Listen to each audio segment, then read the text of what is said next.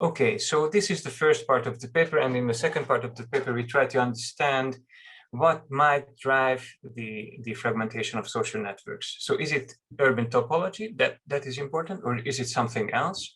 So we have tested three ideas that are central in urban economics or economic geography and in this type of literature. So the first thing that comes to mind for somebody who deals with cities is those who live further away from the city center. They have high costs to go to the center, and therefore probably the social network will be fragmented because these guys here will be left out from social interaction.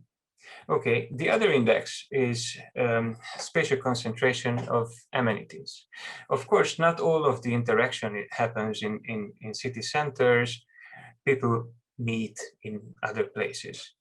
So then perhaps the distribution where people can meet influence social networks. Concentration might induce segregation in a way like those living in a periphery are not likely to go and meet others in the center, so they are left out from the interaction. However, if amenities are distributed equally in the town, then this might also come with fragmented networks, because then you don't have to go to other locations in the city. You have the cafe and the pub on the next corner, and then this might induce fragmentation. The third idea we had, and I think this is the most interesting one, and this is the strongest indicator, and this talks about physical barriers.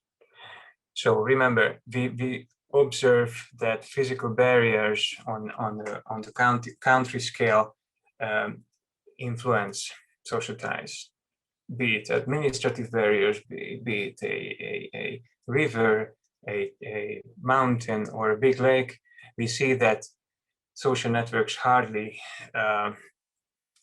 go through these barriers. So probably if we zoom into towns and try to understand whether physical barriers such as a railroad here, or a main road, or even a river fragments the area of the town. So is this related to social network fragmentation?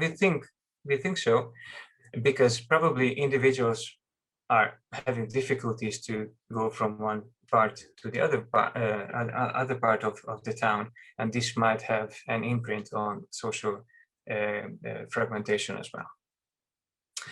Of course, it's not only urban topology that might matter for social network fragmentation, but there are a lot of other dimensions that we checked.